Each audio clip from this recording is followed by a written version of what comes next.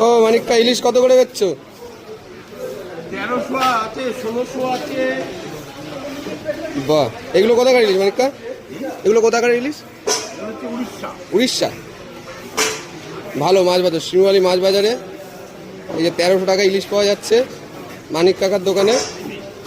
Heavy মাছ। আরে না, এ তো হেভি জিনিস। এ কত করে ট্যাংরা? কত করে?